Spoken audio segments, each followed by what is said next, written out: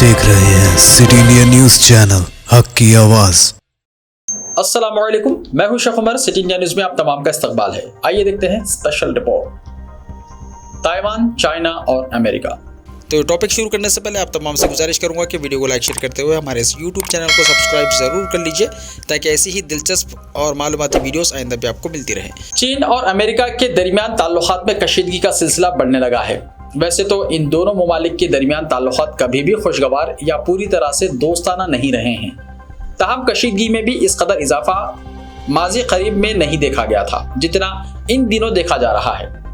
अमेरिकी ऐवान के speaker Nancy Pelosi मंगल को दौरा ताइवान पर वहां पहुंची। उनके दौरे पर चीन को शदीद एतराज है और चीन हमेशा ही ताइवान को अपना अटूट हिस्सा करार देता है।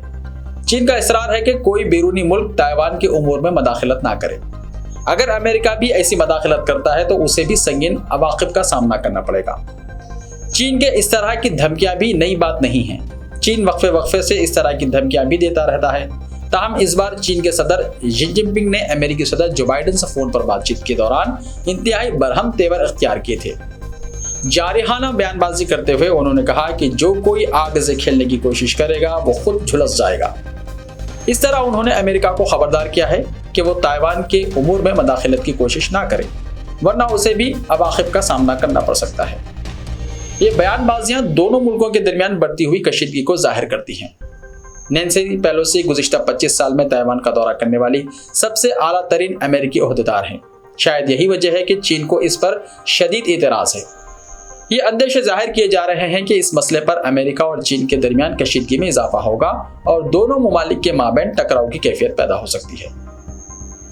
दोनों ममालिक की इस कशीदगी में अगर सबसे ज्यादा किसी का नुकसान होगा तो वो ताइवान और उसके अवाम का होगा। अगर दोनों ममालिक एक दूसरे के खिलाफ कुछ भी कार्रवाई करते हैं तो उसके असरात सबसे ज्यादा ताइवान के अवाम पर ही मुरतब होंगे।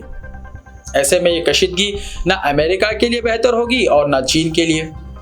कुछ गोशों इस मसले पर जंग के अंदेशे भी जाहिर कर रहे हैं जो तबाहकुन भी हो सकती है। दुनिया पहले ही रूस यूक्रेन जंग की वजह से मसाइल का शिकार हो गई है। यूरोप में सबसे ज्यादा तवानाई और फ्यूल का बहरान पैदा हो गया है। वहां महंगाई बढ़ गई है, कीमतों में इजाफे का सिलसिला रुका नहीं है, अवाम पर मुसलसल बोझ आयद हो रहा है, वो मसाइल का शिकार हो रहे हैं। दुनिया भर में ग़िज़ाई बहरान के अंदेशे भी जाहिर किए जा रहे हैं क्योंकि रूस की अफवाज की जानिब से यूक्रेन से ग़िज़ाई अजनास की मुंतकिली की इजाज़त नहीं दी जा रही है। दुनिया के ज़्यादा ममालिक इस जंग को रोकने की बजाय इसको हवा देने में लगे हुए हैं। इस जंग की वजह से दुनिया पर जो मुआशी बहरान पैदा होने लगा है और अवाम जो मुतासिर हो रहे हैं, इसको ज़हन नशीन रखने की ज़रूरत है। इसी तरह अगर चीन और अमेरिका के दरमियान कशीदगी पैदा होती है और चीन की जानिब से ताइवान के खिलाफ कोई फौजी कार्रवाई की जाती है तो यह बात तय है कि अमेरिका ताइवान की फौजी मदद करेगा।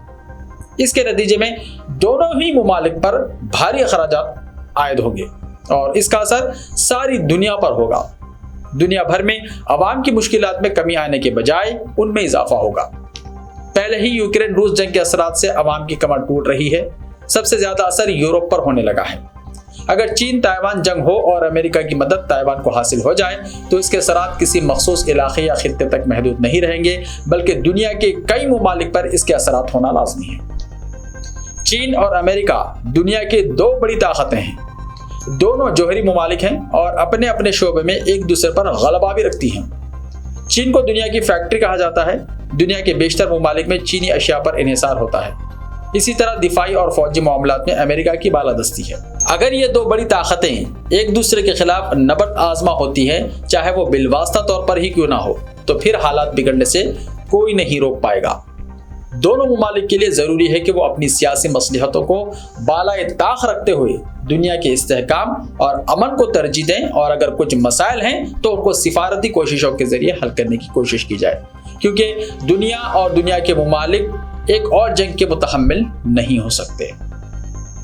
ऐसे ही ताज़ा तरीन खबरों के लिए देखते रहिए सिटी इंडिया टीवी। तो मिलते हैं कल, तब तक के लिए अपना ख्याल रखिए। अल्लाह हाफ़िज़।